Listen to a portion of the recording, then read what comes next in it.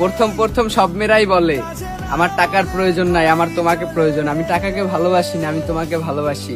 কিন্তু ভাই, দিন শেষে একটা ছেলের কাছে যদি টাকা না থাকে তখন সেই মেয়েটি তাকে ছেড়ে চলেই যাবে। এইটা আপনার বিশ্বাস না হলে আপনি ট্রাই করে দেখতে পারেন।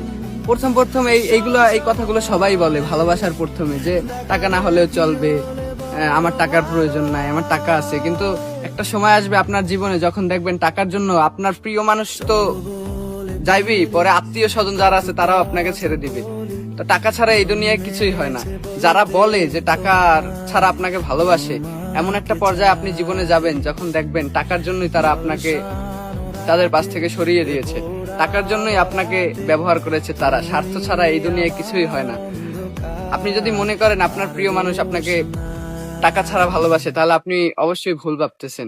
কারণ সময়ের ব্যবধানে আপনিই বুঝতে পারবেন যে আপনি কত বড় ভুল করেছেন।